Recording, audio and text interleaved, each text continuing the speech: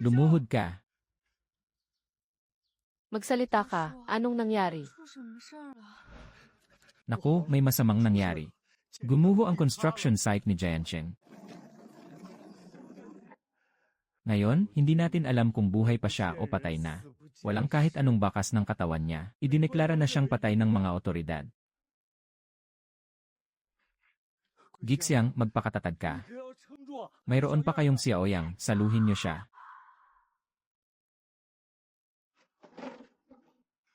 Kulong, bilisan niyo.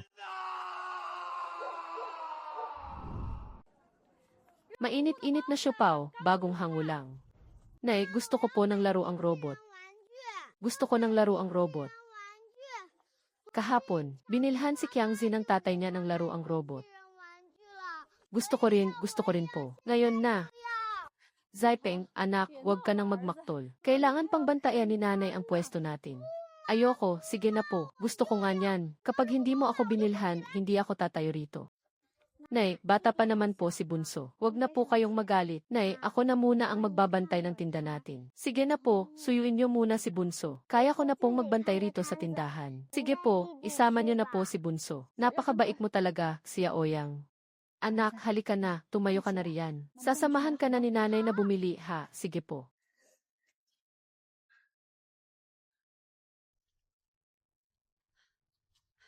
Xiaoyang, ikaw muna ang bahala rito sa tinda, ha? Halika na, nak. Mainit-init na siopaw, lutong nanay.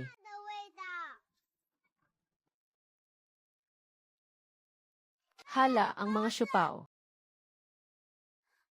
Dugot pawis ang inilaan ni nanay para magawa lang iyan. Ang mga siopaw ni nanay.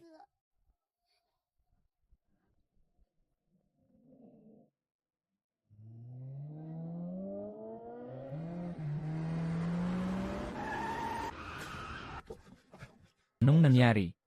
Sir Gyu, may batang babae pong nadapa sa unahan natin. Ano?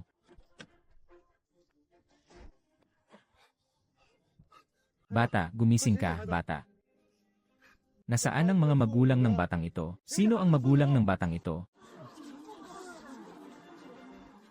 Bilis, buhatin mo ang bata at isakay sa sasakyan. Pumunta kayo sa pinakamalapit at pinakamagandang ospital. Opo.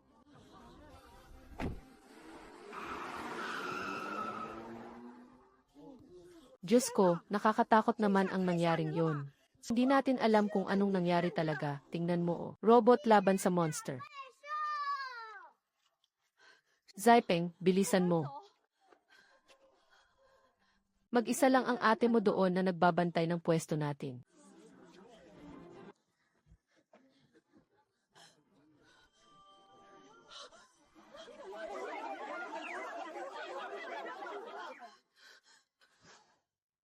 Xiaoyan, nasaan ang aking Xiaoyan? Kanina lang, may maliit na batang babae na nadapa sa harap ng sasakyan. Hindi pa po malinaw kung ano ang totoong nangyari. Mukhang gustong tumakas ng driver. Binuhat niya yung batang babae sabay takbo palayo. Napakalaking kasalanan naman. Diyos ko, napakalaking kasalanan naman. Tingnan mo nga ito. Haha. Xiaoyan, hahaha. Kasalanan ito ni nanay. Patawarin mo ako. Hindi sana kita iniwang mag-isa rito para magbantay ng pwesto natin.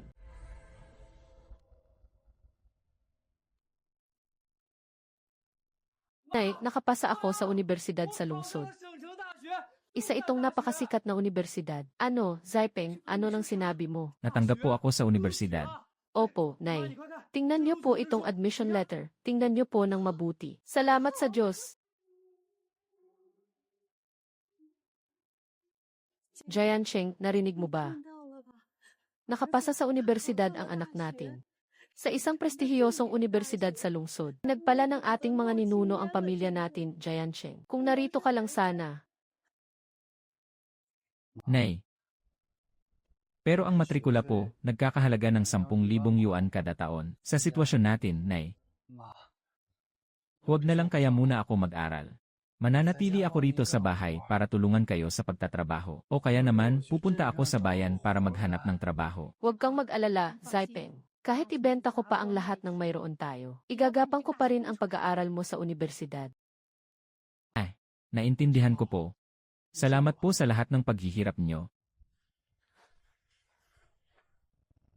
Aling Zhou, ano po bang kailangan kong gawin? Bilisan mo, naghihintay na sila ng mga materyales doon. Binabayaran kita ng 300 yuan kada araw para magtrabaho, hindi para tumunganga lang dyan. Heto na po, papunta na.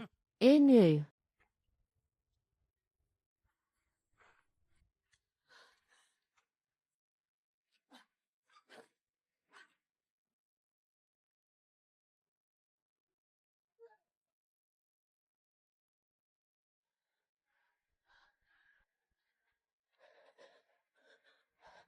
Baka dahil sa pagtatrabaho ng nanay mo para sa matrikula mo. Parang may mali sa tunog ng baga mo. Mukhang mayroon kang sakit sa baga dahil sa alikabok. Kailangan mong pumunta sa malaking ospital para ipalinis ang baga mo. Isang beses pa lang, aabot na sa 10 hanggang 20,000 yuan. Hindi sapat ang kakaunting gamot sa pamamaga mula sa klinika ng nayon para gumaling ka. Doktor, parang awa mo na, huwag mong sasabihin sa anak ko. Kakapunta lang niya sa syudad para magtrabaho. Ayokong mag-alala pa siya dahil sa akin. Iinom na lang ako ng gamot sa pamamaga. Kaya ko pa naman tong tiisin. Sige, reresetahan kita ng gamot para kahit paano ay mabawasan ang sakit. Uy, tingnan mo si Chen Gixiang, nakadungo na naman sa pinto. Umaasa na namang uwi ang kanyang matagumpay na anak. Ano naman ang silbi ng pagiging matalino sa pag-aaral? Mahigit 10 taon na ang lumipas, pero hindi man lang niya binalikan ang kanyang ina kahit isang beses. Sinabi mo pa, balita ko nga, ilang taon ng kasal ang kanyang anak. May sarili na ang pamilya at anak, pero hinayaan lang niyang magdusa ang nanay niya ng mag-isa rito sa nayon. Anong klaseng anak ba yan, siya ay?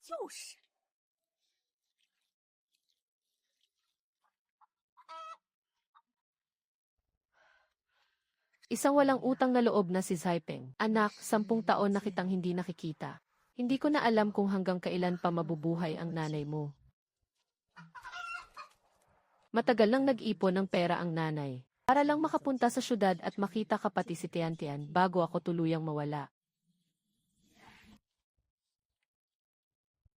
President Yu, ngayon po ba, ay magpapakonsulta pa rin kayo sa psychologist para maibalik ang inyong mga alaala? Sabihin mo sa doktor na darating tayo ng 3:00.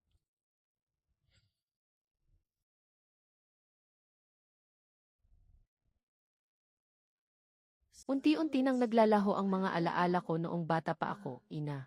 Kailan ko kaya kayo mahahanap ng aking kapatid?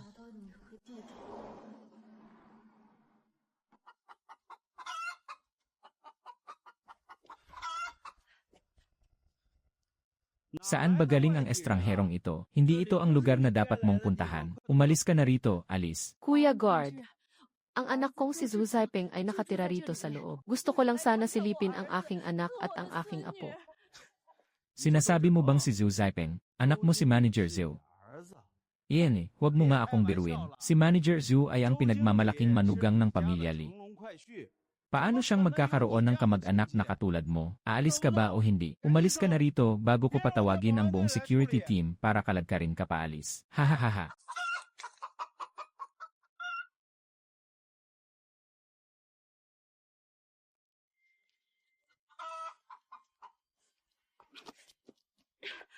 Zaipeng, ano ba yang ingay sa labas ng pinto? Sino ba ang matandang babaeng iyan?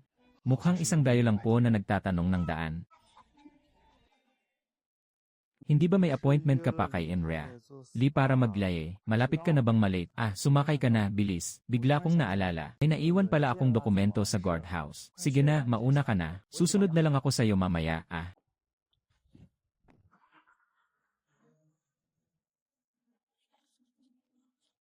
Kunin mo to, sige na, mag-asikaso ka na.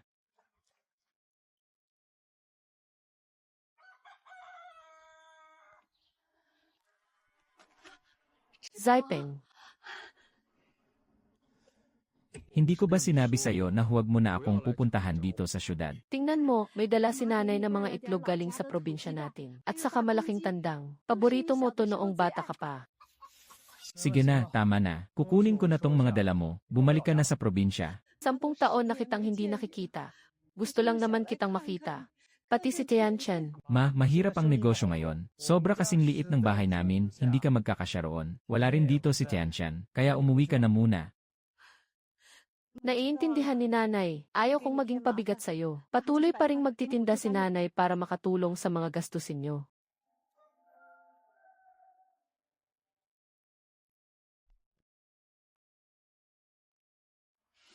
Ang bango naman ng siopao na to. Parang naamoy ko na to kung saan dati. Ineng, halika, tikman mo ang isa. Tanong ko lang po, ano pong palaman ng siopao na to? Baboy po na may pinatuyong gulay. Ang lasang to. Napakapamilyar. Mag-ingat ka, mainit yan. Bagong hango lang tong siopao na may baboy at gulay. Mag-ingat ka dahil mainit pa. Wow, ang bango naman, nanay. Lihim na resipe yan na ipinamana pa ng pamilya natin. Kaya siguradong walang ganyang lasa sa iba. Baboy at pinatuyong gulay. Ganitong-ganito ang paboritong palamang ginagawa ng nanay ko. Ale, pabili nga po ng isa. Oh, CJ.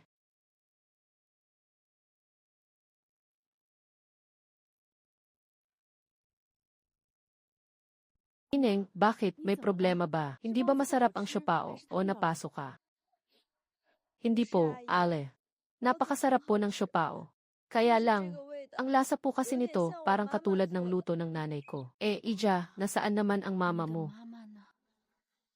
Mukhang nasisiraan na ako ng bait sa sobrang pangulila sa aking anak. Matagal nang wala si Xiaoyan. Nahiwalay po ako sa mama ko noong bata pa ako. Pero tita, napakasarap po nitong siopao. Lagi na po akong pupunta rito simula ngayon. Mabuti naman at nagustuhan mo. Sa susunod na pumunta ka rito, bibigyan kita ng libre. Salamat po, tita. Hello, pa. Tungkol sa proyektong ito, sinisiguro ko. Napunta lang ba sa wala ang 300,000 pisong kakulangan? Kung hindi mo mapupunan ang kakulangang yan bukas ng umaga, humanda ka ng masisante. Isang malaking misunderstanding lang po ito. Sinisiguro ko pong maayos ko ito bukas ng umaga.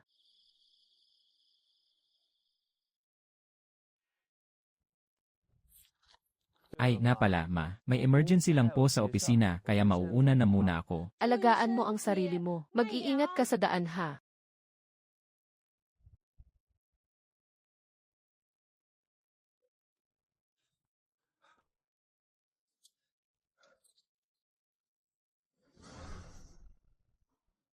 Anak ng.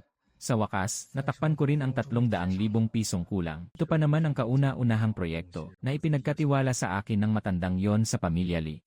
Kailangan ko man lang maibalance ang accounting records natin para mapanatili ko ang posisyon ko bilang manager.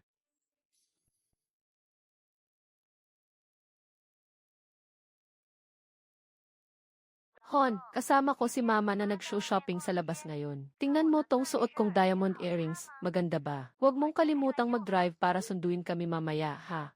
Inuutusan mo na naman ako.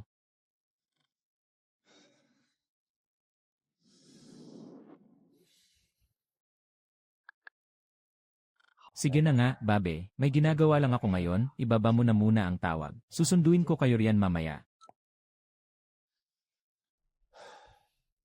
Diretso na muna ako sa opisina. Kapag tinanong ako mamaya, sasabihin ko na lang na busy ako sa overtime kaya hindi ako makaalis. Kunin ko tong crocodile skin bag at ternoon mo na rin ng isang silk scarf. Dapat babagay ang kulay sa kutis ko. Naku po, napaka-elegante nyo naman. Bagay na bagay po talaga ang bag na ito sa inyo. Dito po tayo para sa pirma nyo. Mamaya kapag nag-swipe ka na ng card, pakisabay na ring bayaran tong diamond earrings ko. Lola, naiihi na po ako. Magtiis ka muna, hindi mo ba nakikitang nagbabayad ako rito?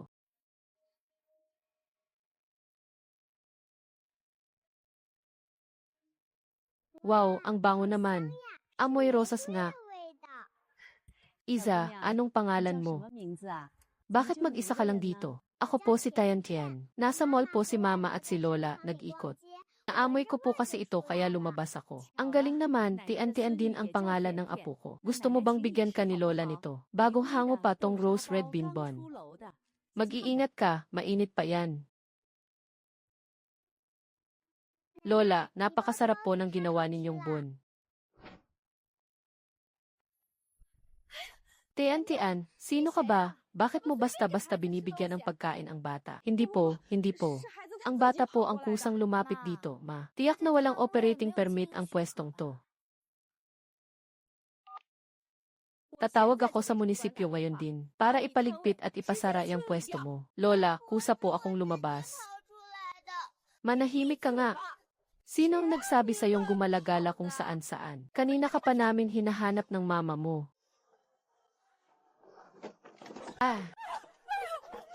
Sandali, huwag po. Mula pa po ito noong madaling araw. 3:00 ko pa po ito binalot. Hindi niyo po pwedeng gawin to. Ay nako, tumabi ka nga. Lumayo ka sa akin.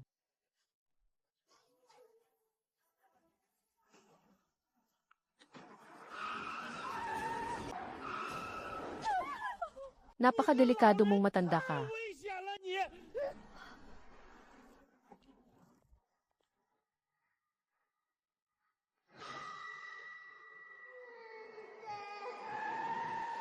Aksidente ba? President Gu, okay lang po ba kayo? Gusto niyo po bang tumawag ako ng doktor? Tulungan mo muna si Auntie Zhu.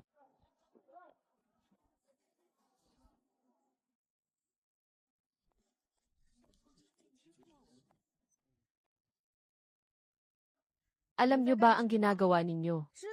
Muntik na kayong maaksidente. Gusto niyo ba talagang may mapahamak? Hoy, nene, ano bang pakialam mo rito? Asikasuhin mo na lang ang sarili mo. Bless you. Ako si Gunyan, ang presidente ng Goshi Group. Ang nanggugulo kayo sa tapat ng kumpanya ko, ay parang naghahanap na rin kayo ng away sa akin. President Gu, hindi kaya nagpapanggap lang tong kamag-anak ng matanda para mangloko?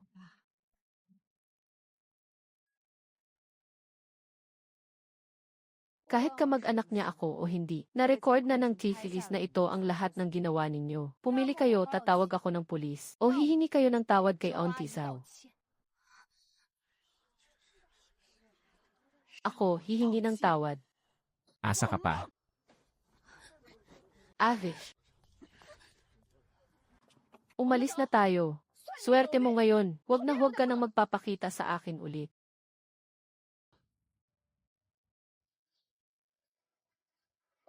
Paalam po, lola na nagtitinda ng siopao. Ineng, Sir Gu, salamat po. Maraming salamat talaga sa inyo. Kung hindi dahil sa inyo, baka kung ano na ang nangyari sa matanda kong katawan. Ale, hindi po ba kayo nasaktan? Ale, napaso po pala ang kamay ninyo. Ay, wala ito, Ineng. Sanay na ako rito, dati pa ito. Napakabait mong bata. Sekretarya Kian, kumuha ka ng first aid kit sa kotse. Masusunod po, Sir Gu.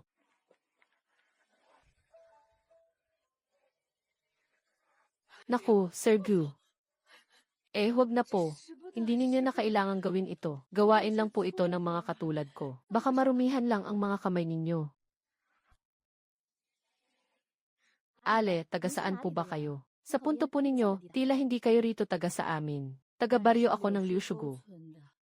Pumunta ako rito sa syudad para bisitahin ang anak kong lalaki. Ale, maupo muna kayo.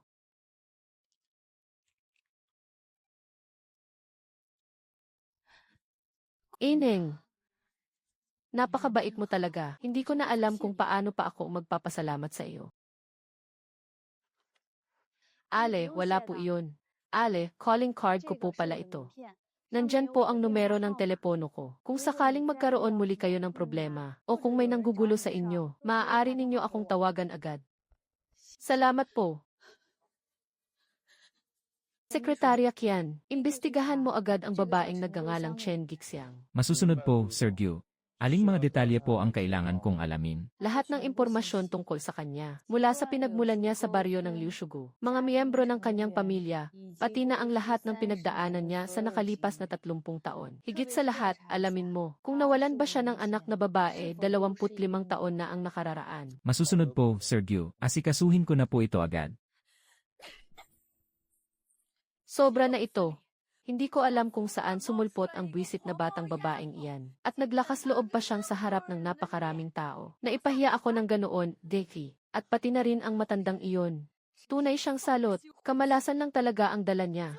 Ma, hindi niyo lang po nakita kung paano kami tingnan ng mga tao sa paligid kanina. Para kaming ginawang katatawanan. Kasalanan ng matandang hukluban na iyon. Kung hindi dahil sa kanya, bakit magkakagulo ng ganito araw-araw? Hindi sana tayo mapapahiya ng ganito kalaki. Hindi ba't pinoprotektahan siya ng taong nagngangalang Gu na iyon?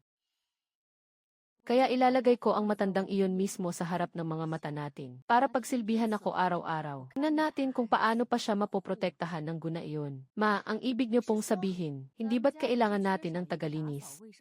Sa ating bahay, nakikita kong malakas pa naman ang katawan ng matandang iyon. Kaya pwede siyang maglampaso ng sahig at maglinis ng inidoro sa bahay natin. Tingnan ko lang kung makakapagyabang pa siya. Ma, napakahusay naman ang naisip niyo. Gusto kong siya ang maglinis ng mga high heels ko. Ipagawa natin yan kay Zhu Zaipeng.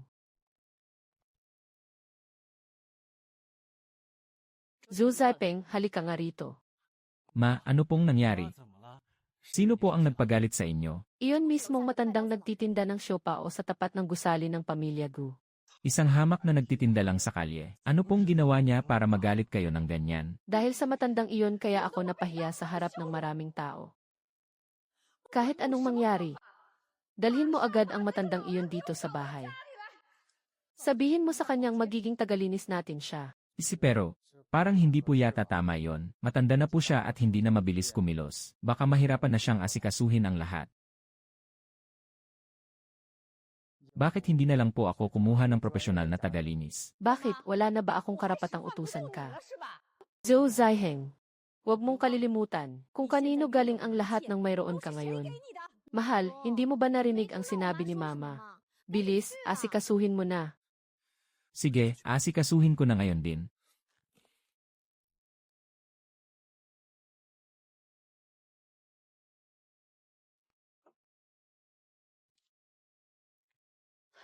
Zaipeng, gabi na ah. Bakit naparito ka? Halika, uminom ka muna ng tubig. Kumain ka na ba? Ipagluluto ka muna ni Mama ng noodles. Naku, ma, huwag na po kayong mag-abala. May mahalaga po akong sasabihin sa inyo. Ano yun? Ipinaghanap ko po kayo ng trabaho bilang tagalinis sa bahay ng isang mayaman. Hindi naman po nakapapagod, maglilinis-linis lang. Kada buwan, bibigyan kayo ng 5,000. Naku, wag na po, wag na. Ayos naman po ang pagtitinda ko sa bangketa. Wag mo na akong intindihin. Ma, kailangan niyo pong pumunta. Mahirap po itong nahanap. Nakiusap pa ako sa mga kakilala ko para lang makuha ito. Di ba sabi niyo gusto niyo akong tulungan sa mga gastusin dito sa bahay? Malaki ang kita sa trabahong ito. Ma, hindi ito sa kung gusto niyo o hindi.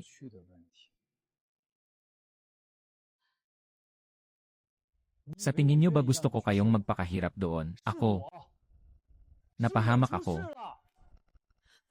Anong nangyari? Zaipeng, anong nangyari sa iyo? Sabihin mo kay Mama. Tutulungan ka ni Mama, haharapin natin ito ng magkasama. Ma. May nabangga po akong tao.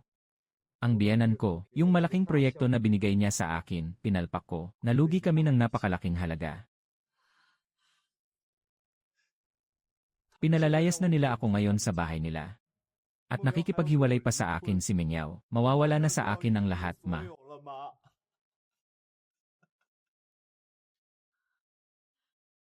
Bakit humantong sa ganyan? Magkano ba ang nawala? Gagawa ng paraan si Mama para makahiram ng pera. Ibebenta rin ni Mama ang luma nating bahay. Ma, walang silbi yan. Hindi sila nagkukulang sa pera, ang gusto lang nila ay magpakumbaba ako. Isang kondisyon lang ang hiningi nila, ang maghanap ako ng kasambahay na talagang mapagkakatiwalaan, para maglingkod ng mabuti sa bahay nila. Sabi nila, paraan daw ito para makabawi ako at subukan ang katapatan ko. Ito na lang ang tanging paraan. Pagkakataon ko na rin ito para makabawi at patunayan ang aking sarili. Zaipeng, sige, pupunta si Nanay.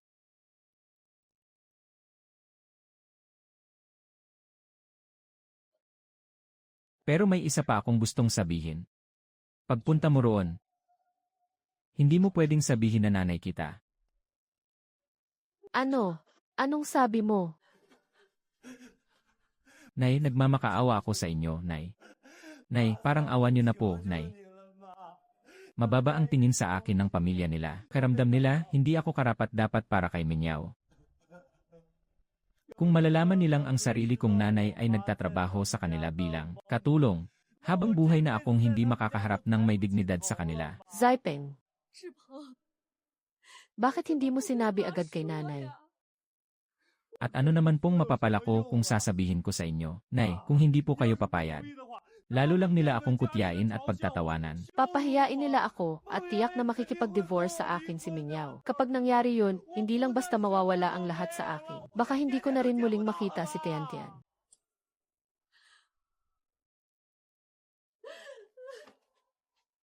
Kasalanan ko. Kasalanan ko ang lahat ng ito. Nay, gawin niyo na lang po ito para kay Tiantian. Ang kaisa-isa ninyong apo. Hindi ba matagal niyo na siyang gustong makita? Kaya pakiusap po, magtiis muna kayo. Pansamantala, magpanggap muna tayo na hindi natin kilala ang isa't isa. Kapag nalampasan ko na ang pagsubok na ito, at kapag naging matatag na ang posisyon ko sa pamilya nila, agad ko kayong kukunin doon. Aalagaan ko kayo ng husto at babawi ako sa inyo, Nay. Nay, sige na po, please. Nay, kung hindi kayo papayag. Parang itinutulak niyo na rin ako sa kamatayan, Nay. CJ, pumapayag na si nanay.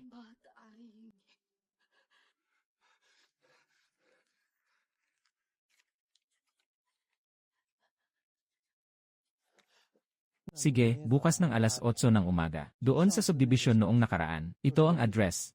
Nay, huwag niyo pong kalilimutan, tandaan niyo po ng mabuti. Magkaibang tao tayo at hindi magkakilala.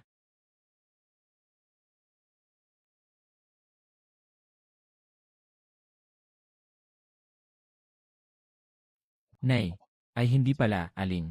Natandaan niyo po ba? Mamaya, kahit ano pang sabihin nila, magkunwari na lang kayo na walang narinig. Huwag ka nang magsalita, magtrabaho ka na lang dyan. Huwag na huwag mo akong kakausapin, at huwag mo rin akong titingnan. Opo, naiintindihan ko.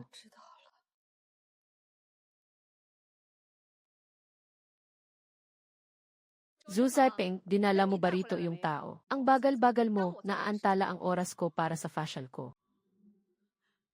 Siya nga, siya yung babae roon sa maistol noong isang araw na walang. Pakundangan kong makabintang nang hindi muna nag-iisip. Bakit siya nandito? Ma, tingnan mo. Ma, dinala ko na po siya rito. Chen Gixiang po ang pangalan niya. Napakasipag at napakabilis niyang kumilos. Akala ko naman kung sino. Ikaw lang pala tong nagtitinda ng siopao. Hindi ka na ba nagtitinda sa stall mo? Kaya ba pumasok ka rito sa bahay namin para maging katulong? Ha ha ha. Grabe, napakaliit talaga ng mundo. Ngayon, kumuha ka ng basahan at punasan mo ang sahig. Kuskusin mo gamit ang mga kamay mo ang bawat sulok ng sahig na iyan hanggang sa luminis. Narinig mo ba ako? Opo, madam. Magtiis ka na lang muna.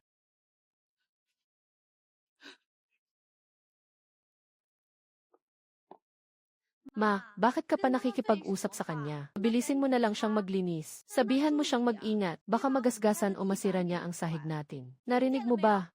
Linisin mo iyan ng mabuti.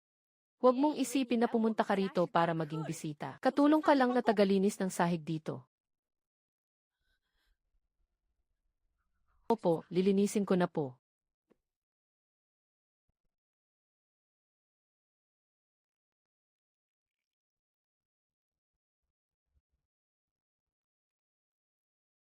Lola Siopao, kayo nga po talaga yan. Pumunta po ba kayo rito para igawa ako ng siopao na may red bean?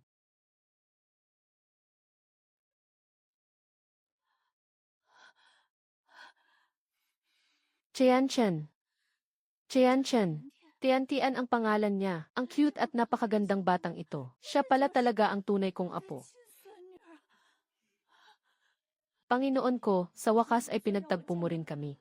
Tiantian.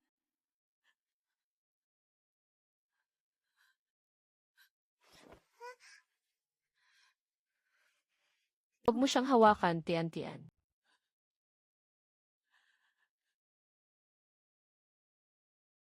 Katulong lang siya na nagtatrabaho dito sa bahay natin.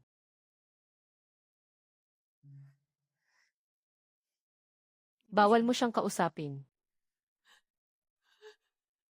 Tiantian, aking Tiantian. Kapag hindi yan nalinis ng maayos, kuskusin mo ulit, hanggang sa kumislap at luminis yan. Madam, talagang nilinis ko naman po ng maigi yan. Malinis ko naman po yan. Kapag sinabi kong hindi malinis, hindi malinis. At sumasagot-sagot ka pa sa akin. Kung hindi mo maaayos ang trabaho mo, huwag mo nang pangaraping magpahinga.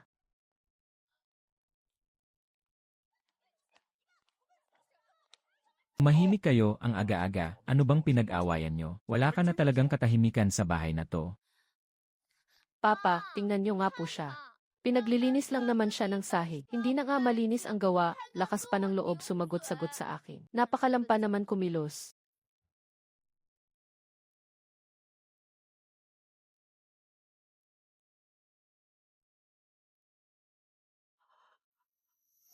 Yung una,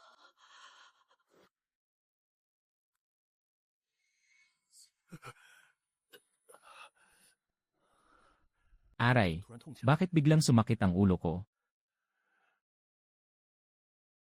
Kilala mo ba ako?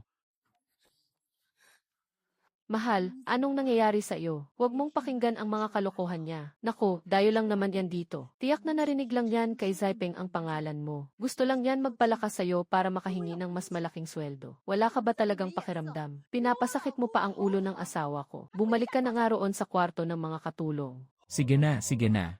Tumigil na kayo sa pag-aaway. Tulungan mo na lang akong makapunta sa kwarto para makapagpahinga. Hay,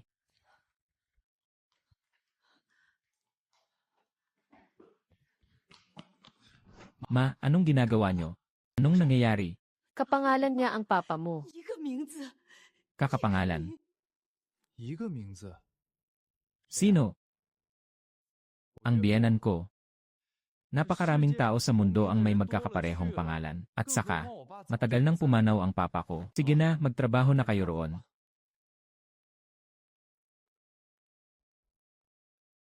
Paano namang?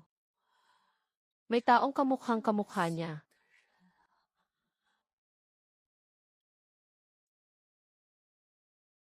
Ito ang paborito mong pancake na may pinatuyong gulay. 28 taon na ang lumipas. Kung ikaw nga talaga yan, maalala mo kaya ako. Ano ba tong bagay na to? Napakitim at napakabaho. Ilayo mo nga yan, ilayo mo. Puro walang kwentang bagay lang ang alam gawin ni Chen Gixiang. Hindi man lang pangmayaman. Nasisira ang gana ko.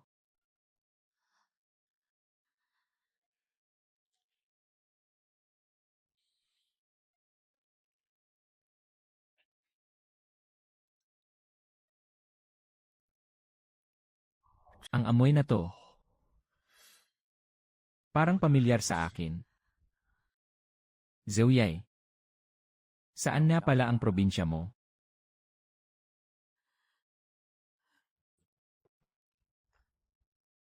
Isang hamak na katulong lang naman yan. Bakit mo pa kinakausap ang taong yan? Hindi ba simpleng tinapay lang naman to? Bakit nakatunga nga ka pa dyan? Umalis ka na, hindi na namin kailangan ang pagsisilbi mo rito. Mahal, hindi ba ito yung ginagawa ko sa'yo noon? Ang paborito mong tinapay na gawa ko ng may pagmamahal. Gawa mo to, syempre naman. 当然了， Noong bago pa lang tayong magkasama noon, gustong-gusto mo talagang kinakain tong gawa ko. Gusto mo pa nga akong alagaan na parang prinsesa. Sabi mo pa nga noon, may lasa raw ito ng tahanan natin. Ang tagal ko na ring hindi gumagawa nito. Hindi ko akalain na maaalala mo pa pala ang lasang to. Sige na, kumain ka na para mapuntahan mo na si Tianchan. Kapag nagkakasakit talaga ang batang yan, nawawala ng ganang kumain. Sige, kumain ka na rin. 是啊，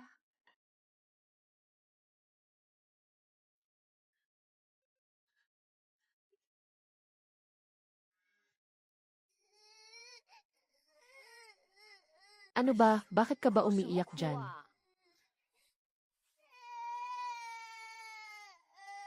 Bakit ba iyak ka ng iyak? Sipon at lagnat lang yan, napakaarte mo naman. Ito ang gamot na nireseta ng doktor. Inumin mo na agad to. Mama, ang pait po ng gamot. Ayaw ko pong inumin.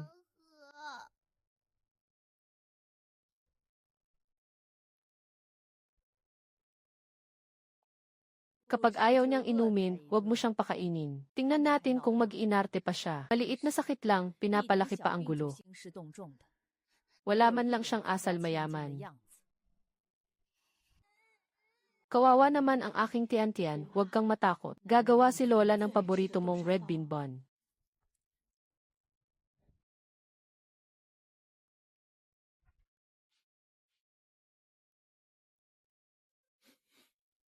Ano tong mabangong amoy na to? 什么？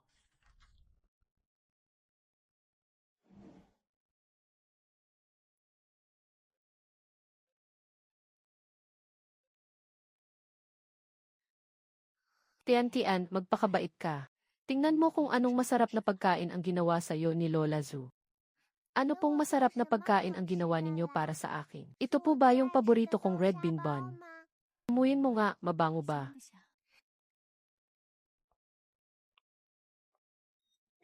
Aling Zeu, ano ba tong ginagawa mo? Inisip ko kasi na walang gana si Tiyan-tiyan kumain. Kaya pinaghanda ko siya ng espesyal kong red bean bun.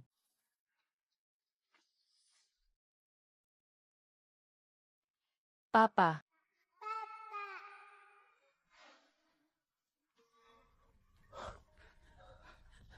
Jincheng, anong nangyari sa iyo? Anong nangyari sa iyo?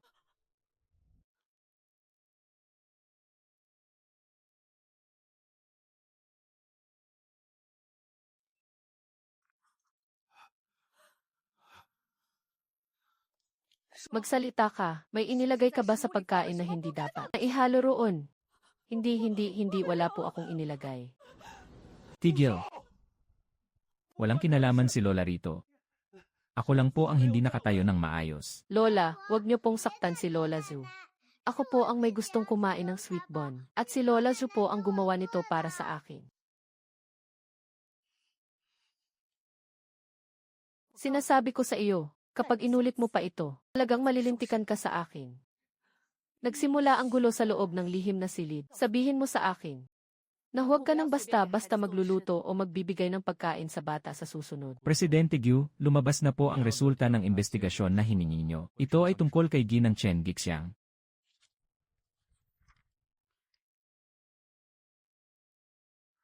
Sina Zhu Xiaoyan at Zhu Zaipeng. Presidente Gu, nalaman ko rin po na, sa susunod na mga araw, gaganapin ang handaan para sa kaarawan ni Tian-Tian, ang apo ng pamilyang Li. Sekretarya Qian, gumawa ka agad ng panukalang pakikipagtulungan sa Li Group. Itakda mo ang halaga ng proyekto sa 100 milyon. 100 milyon pero sa kapasidad ng Li Group. May kutob ako na si Chen Gixiang ang aking ina. Ito ang regalo ko para sa aking pamilya. Gusto kong ako mismo ang pumunta sa piging na ito ng kaarawan. Para bigyan ang aking ina at aking nakababatang kapatid ng isang napakalaking sorpresa. Siya nga pala, para makasiguro. Ito ang nakuha ko mula sa kanya. Ipa-test mo agad ito ngayon din. Kapag lumabas na ang resulta, muli ko nang makakasama at makikilala ang aking ina at nakababatang kapatid.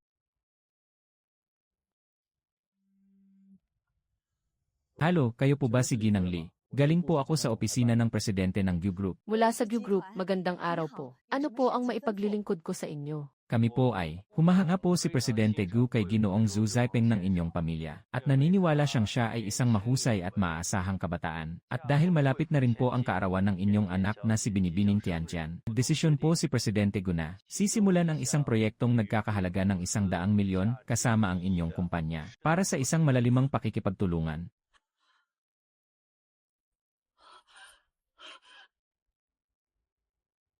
Bilang regalo sa kaarawan ni Binibining Tiantian, sa mismong araw, personal na dadalo si Pangulong Gu sa handaan, upang personal na pag-usapan ang mga detalye ng ating pakikipagtulungan.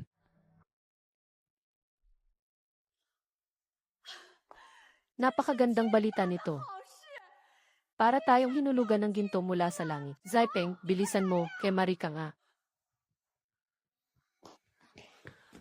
Nay, bakit po? Anong nangyari? Sabit mo dito ang kristal na chandelier mula sa Austria. Palitan mo ang pinakamalaking karpet ng gawang kamay mula sa Italia. Gusto kong makita ni Pangulong Gu ang yaman at kakayahan ng pamilyang Li. Pati na rin ang ganda ng ating panlasa. Nay, huwag kayong mag-alala, ipaubayan niyo na po sa akin ang handaang ito.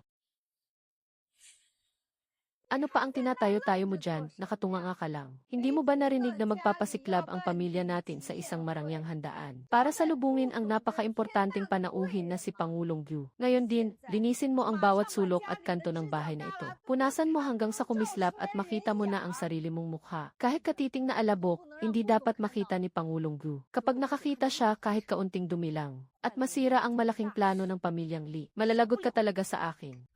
Gusto mo ba talagang mamatay? Napakamahal ng florera na iyan. Kapag nabasag mo yan, kahit ibenta mo pa ang buong sarili mo, hindi mo iyan mababayaran. Opo, pasensya na po. Teka, di ba sabi mo nasa abroad ang nanay mo para magnegosyo? Kaya hindi man lang siya nakadalo sa kasal mo. Ilang taon na rin ang lumipas. Sa handaan naman ngayon para sa kaarawan ni Tiantian. Dapat naman sigurong umuwi siya para regaluhan si Tiantian ng gintong medalyon, di ba? Nay, sigurado po akong darating siya sa pagkakataong ito. Nay, patawarin niyo po ako, huwag niyo akong sisisihin. Patawarin niyo po ako, huwag niyo po akong sisisihin. Ang mga katulad nilang mayayaman at makapangyarihan, paano nila matatanggap na ang totoong nanay ko ay isang kasambahay lang? Ang pinagmulan ko, ang aking pinagmulan, ay magiging isang malaking dungis lang sa mata ng mga nasa mataas na lipunan. Ang lahat ng pinaghirapan kong marating, hindi pwedeng masira lang ng ganoon kadali. Wala akong ibang magagawa kundi ang gawin ito.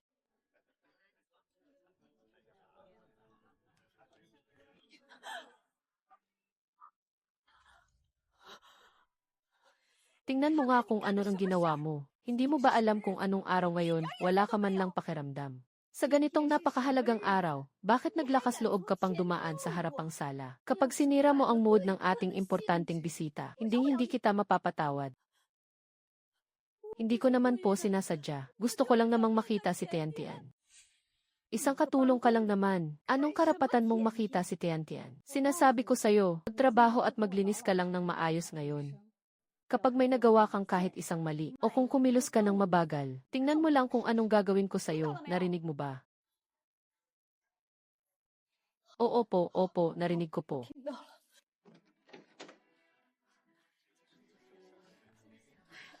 Isang malaking karangalan ang pagdating nyo, Presidente Gu. Talagang nagbigay liwanag kayo sa aming pamilyang Li. Naku, Wu Yufeng, Sekretaryang Qian.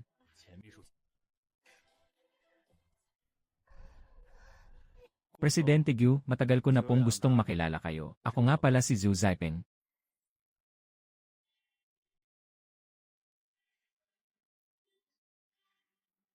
Bakit hindi ko pa nakikita si nanay? Sa ating mga kagalang-galang na panauhin, maraming salamat po sa inyong lahat sa pagdalo sa handaan para sa kaarawan ng aking anak na si Tiantian. Ngayong araw, habang nakatayo ako rito, napakarami kong dapat pasalamatan. Pero may isang tao na nais kong bigyan ng natatanging pasasalamat dahil siya ang nagsisilbing parola sa aking buhay at ang bukal ng aking lakas. Zibao, anak ko. Sa wakas ay kinikilala mo na rin ang nanay mo. Siya ang aking pinakadakilang ina. Gamit ang kanyang mga kamay na puno ng kalyo, ginabayan niya ako para sa isang magandang kinabukasan. Sa pamamagitan ng kanyang pinakapayak na pagmamahal, itinuro niya sa akin kung paano lumaban sa buhay. Hindi alintana ni nanay ang hirap, basta't magtagumpay ka lang. Lahat ng sakripisyo ko ay sulit na. Bagamat para palagin ang negosyo sa ibang bansa. Palagi siyang abala at nasa malayo sa loob ng maraming taon, kaya naman hindi man lang siya nakadalo sa aking kasal. Ngunit ngayong araw, para sa kaarawan ng aking anak, naglakbay siya ng napakalayo para makabalik sa wakas. Kaya ngayon, salubungin natin ng isang masigabong palakpakan, ang aking mahal na ina, nanay. Nandito na ang nanay.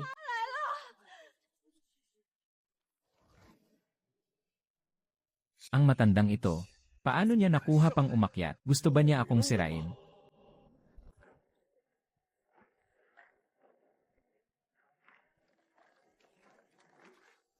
Nay, napagod po kayo sa biyahe. Halika po rito.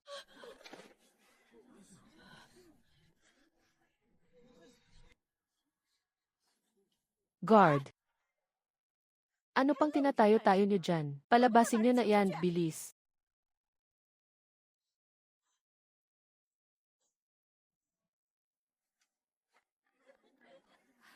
Nako, ang mabait kong apo.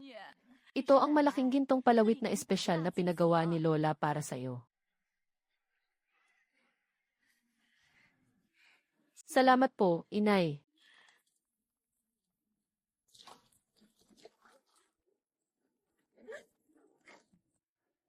Espesyal na inihanda para sa kaarawan mo. Zhu Zaipeng, bakit hindi mo agad sinabi? Ganito pala kayaman ang nanay natin.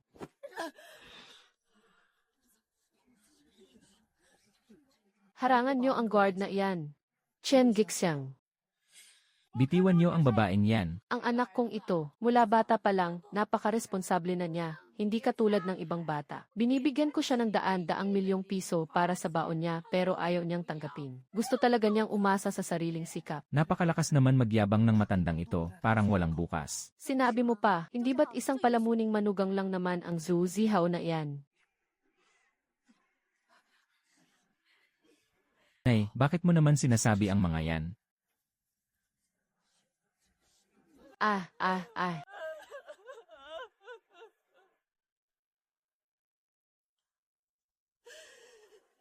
Zihao. Ha. Tingnan mo akong mabuti.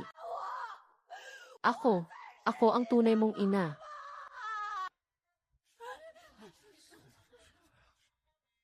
Ang galing ninyong umarte kanina, President Gu, baka po may hindi kayo pagkakaunawaan. Isang hamak na katulong lang yan, halika po rito. Ha! President Gu, ay kontrata po ito na nagkakahalaga ng 100 milyong piso. Hindi niyo naman po pwedeng gawin sa amin ito. Ang makipagpartner sa pamilya Gu namin. Hindi karapat-dapat ang pamilya Li ninyo.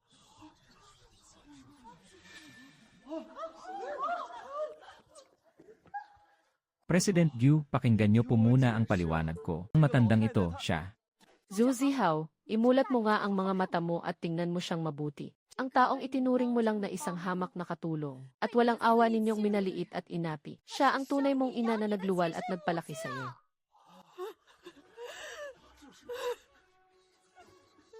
Hindi ko po siya kilala. Siya lang naman ang mapilit na nanggugulo sa akin.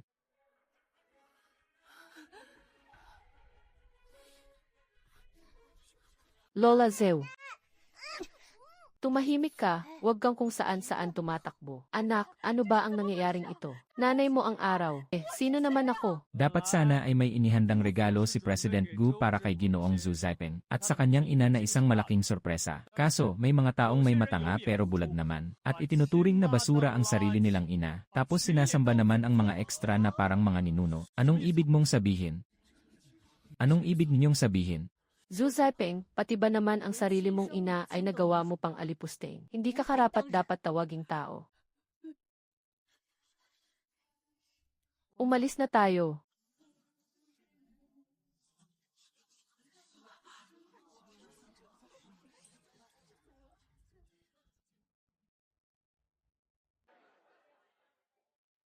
Nian, tinulungan mo na naman ako. Hindi ko na nga alam kung paano ako magpapasalamat sa iyo. Auntie Zhu, may isang bagay akong kailangang tiyakin agad.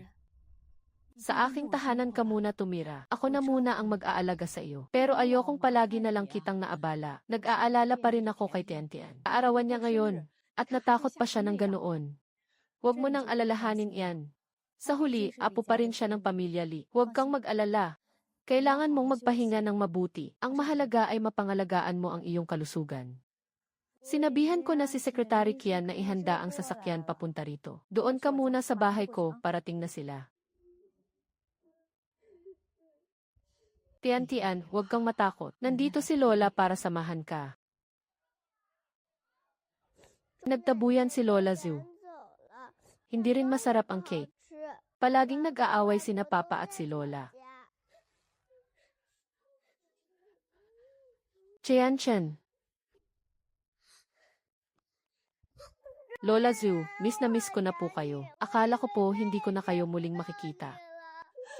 Tahan na, wag nang umiyak. Miss ka rin ni Lola. Ipagluluto ka ni Lola ng matatamis na red bean bone, gusto mo ba? Tara na, gagawa na tayo ngayon.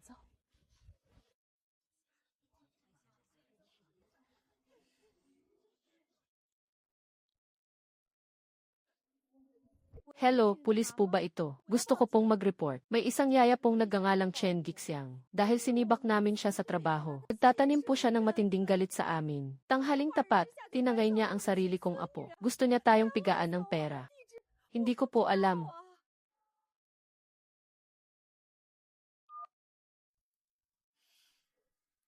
Chen Gixiang, dahil sa iyo, nawalan ako ng kontrata at naging katatawanan. Pabubulukin ko sa kulungan ang isang matandang tulad mo.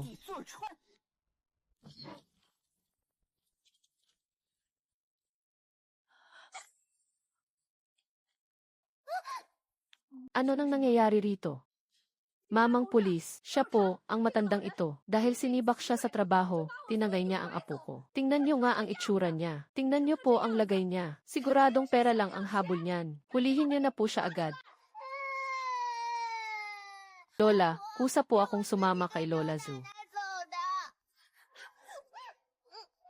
Tingnan niyo po, ginoong pulis.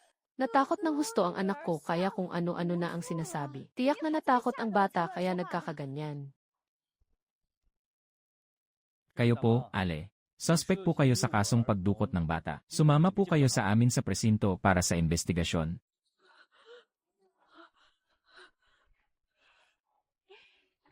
Sandali lang po, officer. Sakto ang dating nyo.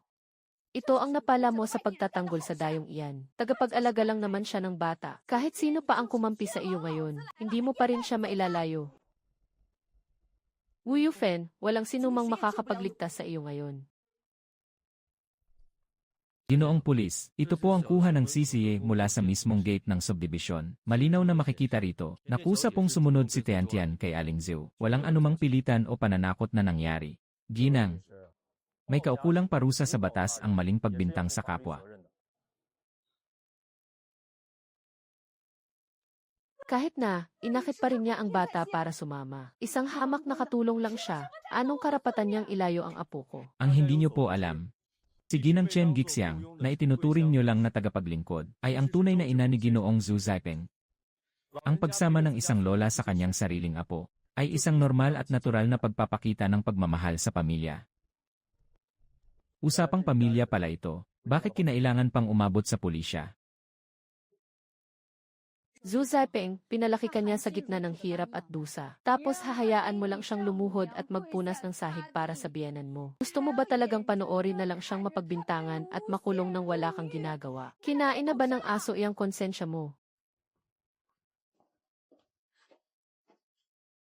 Nay,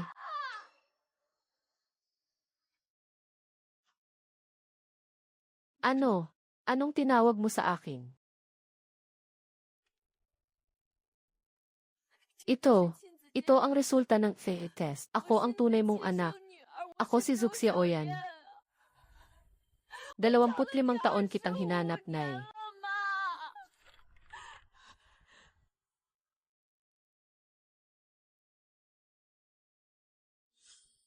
Xiao Oyan, ikaw nga. Ikaw nga talaga ang aking Xiao Oyan. Buhay pa ang Xiao Oyan ko. Buhay pa siya. Pagkatapos ng aksidente sa kotse, may umampon sa akin. Hindi ko na maalala ang mga nangyari noon. Patawad, Nay. Sa loob ng maraming taon, hindi kita nahanap. Hinayaan kitang magdusa ng ganito. Ang Xiaoyan ko, ang laki-laki mo na. At napakamatagumpay mo pa. Hindi ako nananaginip, hindi ba? Hindi ito maaari. Simula sa araw na ito, lahat ng hirap na dinanas ng nanay ko sa nakalipas na mga taon, at lahat ng kawalang katarungang tiniis niya, paisa-isa ko yung sisingilin sa inyo para sa kanya. Sekretaryang Qian, ipagbigay alam mo ito. Sa kumpanyang Gu, natuluyan ng puputulin ang lahat ng kasunduan at pakikipagtulungan sa kumpanyang Li. Simulaan agad ang pagsabotahe sa kanilang negosyo. Gusto ko silang mabangkarote sa loob ng 1 linggo. Hindi mo pwedeng gawin yan. Zhao Zaipeng, ate mo siya sa dugot laman. Pamilya kayo. Magkapamilya kayo. Walang kapatid ang anak ko na ipagpapalit sa karangyaan. Ang sarili niyang ina, wala siyang ganyang walang kwentang kapatid. 8. Buhay pala ang ate ko. Paano? Paano nangyari ito? Nay, halika na. Umalis na tayo rito. Lilipat tayo sa lugar kung saan magiging payapa ang buhay mo. Sana ay mag-isip-isip muna kayo bago kayo kumilos. Alamin niyo kung sino ang kinakalaban niyo. Nay, alam kong gusto mo pang makasama ng matagal si Tian-Tian. Pero sobra naman silang mang-api, yang pamilya Lina yan. Hindi naman pwedeng pumunta ka roon para lang magpaapi sa kanila. Bukod kay Tian-Tian, may isa pang dahilan kung bakit nanatili si Mama sa pamilya Li. Maraming taon na ang nakalilipas, na aksidente ang papa mo sa pinagtatrabahuhan niyang construction site. Walang nakitang bakas kung buhay pa siya o patay na. Kaya hanggang ngayon, may duda pa rin sa puso ko. Kaya nung pumunta ako sa pamilya Li ngayon, Ang biyanan ni Zaipeng, kamukhang kamukha niya ang papa mo. At Zhu Jianqing din ang pangalan niya. Pumunta ako rito para subukan siyang kumpirmahin. Kung siya nga ba talaga yon? Ano, paano namang mangyayari ang ganyang bagay? Nian, huwag kang masyadong mabigla. Sinasabi ko lang naman to, anak, hindi naman sigurado kung siya nga ang papa mo. Ma, kaya pala. Nung unang beses ko palang makita si Zhu Jianqing, pakiramdam ko talaga, napakapamilyar niya sa akin. Ma, huwag kang mag-alala. Ang bagay na to, iwan mo na sa akin. Ibig bang sabihin, hindi talaga namatay si Papa? Kung ganoon, bakit niya tayo iniwan? Secretary Qian, imbestigahan mo ito. Alamin mo ang lahat tungkol sa nakaraan ni Zhu Jianqing. Kahit baliktarin mo pa ang mundo, halungkatin mo ang lahat ng impormasyon. masusunod po, President Gyu. Asikasuhin ko po ito agad. Saang bahagi po ba natin kailangang mag-focus sa investigasyon? Magsimula ka 28 taon na ang nakalilipas. Doon sa nangyaring pagguho sa quarry sa kanlurang bahagi ng lungsod. At mag-imbestiga ka rin simula sa ospital noon. Alamin mo ang buong background ni Zhu Jianqing sa mga nakalipas na taon. Pati na rin kung paano sila nagkakilala ng Wu Yufang na yan. Masusunod po. Patay na. Hindi na ako kinikilala ni ate. Talagang ayaw na niya akong kilalanin.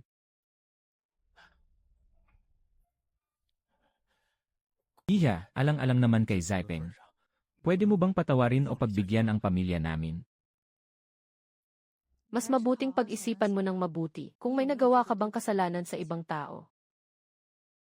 Hindi ko na patatagalin pa. Iharap ko na lang sa iyo ang mga ebidensya. At kapag dumating ang oras na yon, sana ay mabigyan mo kami ni Mama ng malinaw na paliwanag.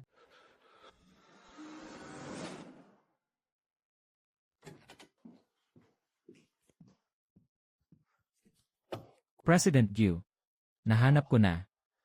Mas nakakagimbal ang katotohanan kaysa sa inakala natin. Sabihin mo, 28 taon na ang nakalipas nang gumuho ang palengke sa kanlurang dako. Nang dalhin sa ospital si Zhu Jianqing, nagtamo siya ng malubhang pinsala sa ulo at nagkaroon din siya ng matinding concussion sa utak. Ang naging diagnosis sa kanya ay post-traumatic amnesia. Nakalimutan niya ang lahat. Sa parehong taon, sa parehong ospital. Nandoon din si Wu Yufen at sa taon ding iyon, sa parehong ospital. Matapos paglaruan at iwanan si Wu Yufen ng isang negosyanteng taga Hong Kong, sinilang niya si Zhu Mingyao ng walang kapera-pera at hinahabol pa siya ng ospital para sa mga bayarin. Wala na siyang matakbuhan.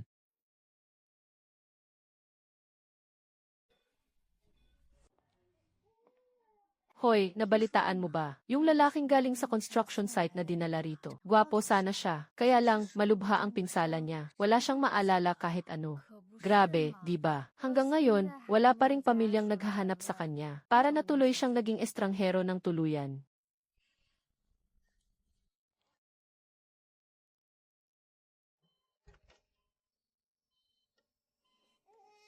Asawa ko, sa wakas, nahanap din kita. Ako ang asawa mo, si Yufen. Ito ang anak natin.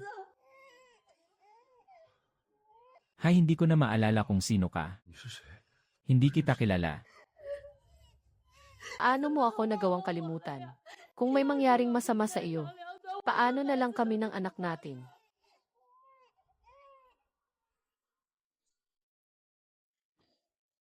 Napakasamang babae, ang ahas na may pusong makamandag. Ninakaw niya ang aking ama. Ninakaw niya ang 28 taon ng kaligayahan ng pamilya namin. President Gyu, ang pagharang natin sa negosyo ni Direktor na. Pagpatuloy niyo, gusto ko silang bigyan ng isang napakalaking sorpresa. Iabot mo ang report na ito mismo kay Zhu Jianqing para siya na ang mag-asikaso nito. Gusto kong siya mismo. Ang sumira sa kasinungalingang inalagaan niya ng 28 taon.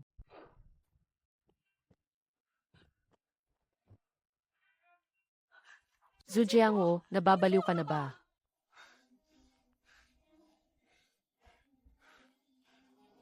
Kahit pa mabangkarote ang ikapitong ginoo.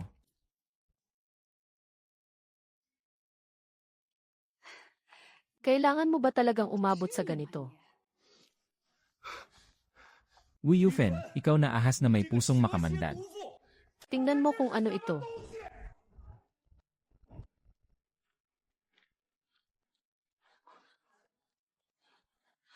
Pa, ano bang ginagawa mo? Bakit mo sinaktan ang nanay ko? Wala kang karapatang tawagin akong tatay. Hindi mo ako ama. Hindi mo ako tunay na tatay. Isa kang bastardo.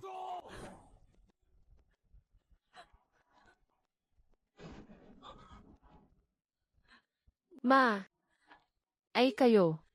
Ma, ano po ang sinasabi niya? Sabihin mo sa kanya. Sabihin mong hindi totoo yon, di ba, di ba?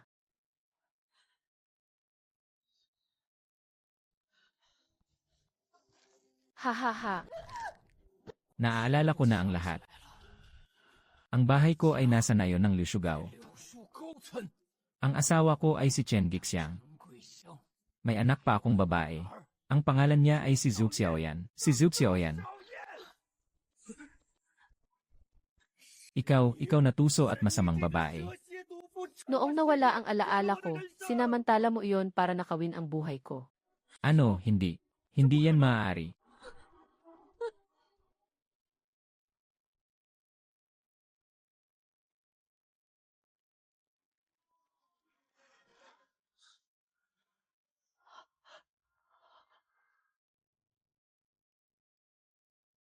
Ma, tingnan mo. May parusa talaga ang mga masasamang tao. Malapit na silang bumagsak.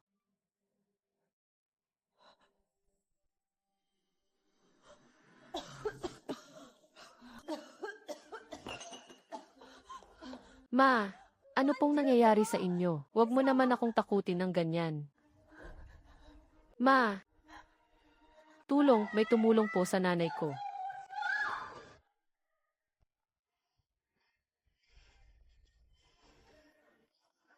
Gixiang. Kumusta ka? Ayos ka lang ba? Gumising ka, gising. Ma, patawarin mo ako. Naging masama akong anak. Alam ko na pong nagkamali ako. Ma, huwag sanang may mangyaring masama sa iyo. Ma, pakiusap, huwag sanang may mangyaring masama sa'yo, ma. Tumahimik ka nga. May kapal ka pa talaga ng mukha para tawagin siyang nanay. Zhu Zaipeng, kung hindi dahil sa iyo. Mangyayari ba sa kanya ang lahat ng ito? Kapag may mangyaring masama kay nanay, isasama kita sa kanyang hukay.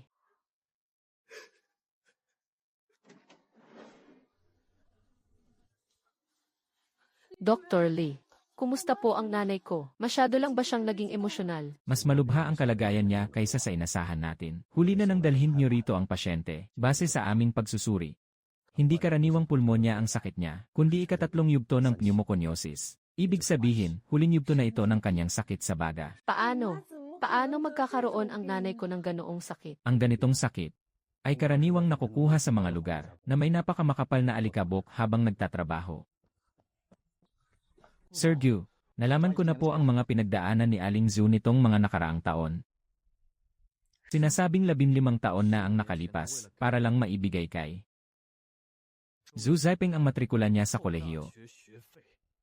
Nagpakasubsob siya sa trabaho sa isang pabrika ng semento ng 4 na taon.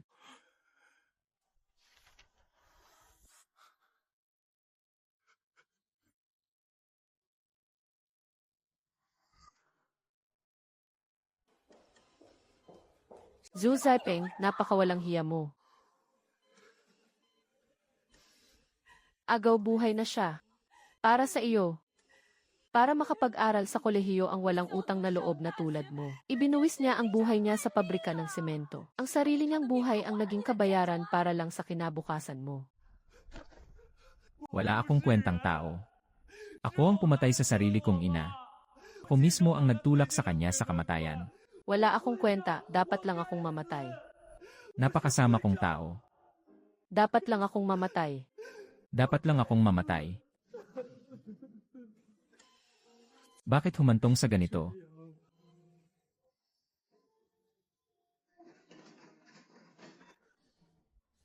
Director Lin, Director Lin, nagmamakaawa po ako sa inyo. Kahit magkano pa ang kailangang bayaran, kahit anong paraan pa ang kailangang gawin, kahit magpakaalipin pa ako para sa inyo, gagawin ko. Pakiusap, iligtas nyo ang nanay ko. Nagmamakaawa po ako, Director Lin. Nagmamakaawa po ako. Tumayo ka muna. Huwag kang ganyan. Director Lin, wala na po ba talagang ibang paraan? Kahit ang pinakamagandang medikal na teknolohiya sa mundo, ang pinakamabisang gamot, wala na po bang magagawa? Hindi na ubra ang mga karaniwang paraan ng paggagamot. Pero may natitira pa tayong huling pag-asa. Ito ay ang sumailalim siya sa isang mas masusing operasyon. Kailangan pa itong suriin ng mabuti ng grupo ng mga eksperto para sa mga detalye. Ito ang pinakamahalagang hakbang para sa kanyang paggagamot sa ngayon. Gawin po natin, hindi problema ang pera, Director Lin. Pangalawa na lang ang usaping pinansyal. Ang pangunahing problema ay napakahirap makahanap ng angkop na donor ng baga. Ang pinakaligtas at pinakamabilis na paraan ay kung ang mismong kamag-anak sa dugo ang makikipagtulungan para sumailalim sa pagsusuri bago ang operasyon. Gamitin niyo muna ang sample ko. Director Lin, ako na lang po. Nandito ako para sa pre-op assessment. Director Lin, parang awa nyo na, gamitin nyo ang sa akin. Kasalanan ko kung bakit nagkasakit ang nanay ko. Buhay ko na lang dapat ang maging kabayaran. Gamitin niyo ang sa akin para mapagbayaran ko ang aking mga kasalanan. Si Yao Zhu, hindi karapat-dapat para sa kanya ang bato mo. Lumayas ka. Tumigil kayong lahat.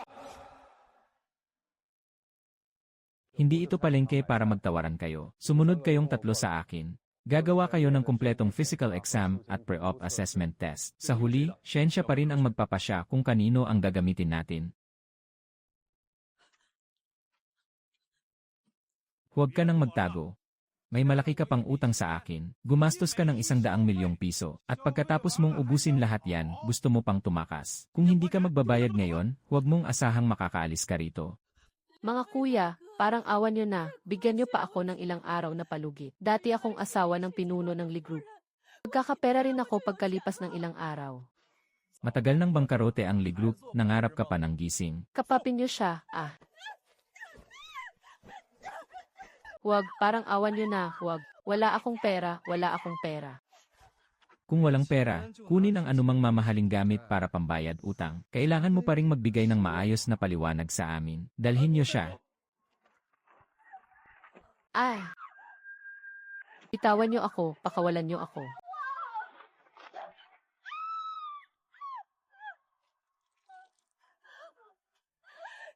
Tulungan niyo ako, may kotse. May namatay na, takbo.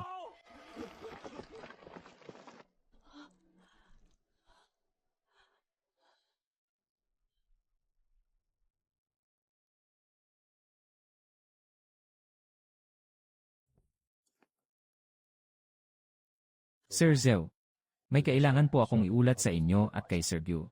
Sige, sabihin mo na. May impormasyon pa ba na mas mahalaga kaysa sa buhay ni Gixiang? May balita galing sa pulisya. Si Wu Yufen, para takasan ang mga naniningil ng utang, ay malubhang nasugatan sa isang aksidente sa construction site at hindi na siya nagawang isalba. Tadhana nga naman. Si Zhu Mingyao naman, dahil hindi nakayanan ang sunod-sunod na matitinding dago, ay tuluyan ng nasiraan ng bait at sa pilitan ng dinala sa Jiangsheng Kangming Sanatorium. Naiintindihan ko. Lahat ng ito ay karma. Secretary Qian, pakiusap, tulungan mo akong makahanap ng mapagkakatiwalaang ahensya. Sir Zhu, ano pong ibig sabihin nito? Gusto kong ibenta ang lahat ng ari-ariang nakapangalan sa akin. Gusto kong magbayad sala. Para iligtas ang buhay ni Gixiang.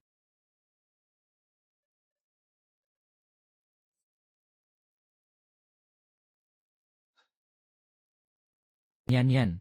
Ito ang perang nakuha ko mula sa pagbenta ng lahat ng aking ari-arian, at pati na rin ang lumang ancestral house ng pamilya. Ang password ay ang kaarawan mo. Gamitin mo ang lahat ng iyan para sa pagpapagamot ng nanay mo.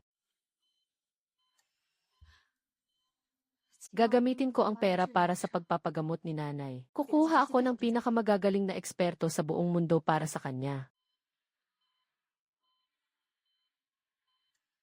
Ate, patawad. Hindi ka pwedeng mamatay hanggat hindi natin na ililigtas si nanay.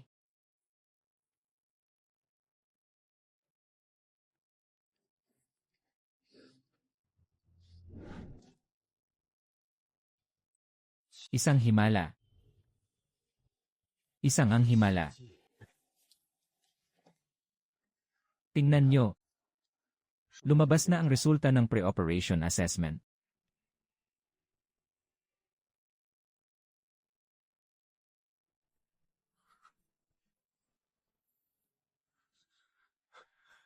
Si Yi, Zhu Zaiping at ang nanay mo ay may pambihirang mataas na compatibility. Ang pagsusuri para sa operasyon ay aprobado.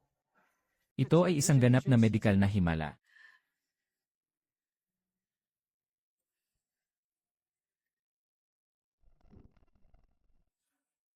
Nanay, maliligtas ka na. Pakita ng awa ang langit. Talagang may awa ang langit. Wala nang dapat aksayahing oras. Ihanda na ang operasyon ngayon din. Enner. Zhu, sumunod po kayo sa akin para sa huling paghahanda bago ang operasyon. Sige po.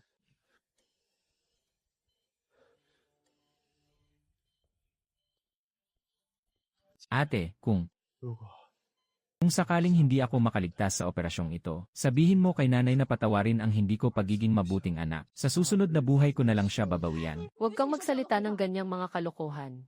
Zhu Zaiping, makinig ka sa akin. Dapat kayong dalawa ni nanay na ligtas na makalabas ng operating room. Kailangan mo pang gamitin ang buong buhay mo para magbayad sala kay nanay. Alam mo ba yon? Naiintindihan ko, ate. Paglabas mo, magkakasama pa rin tayo bilang isang pamilya. CJ.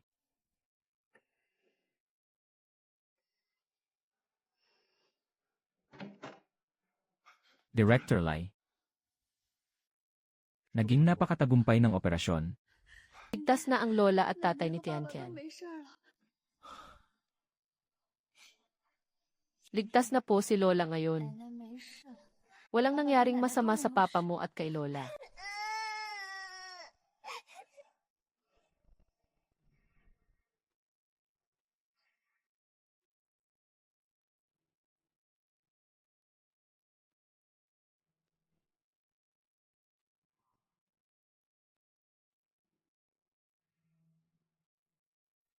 Nay.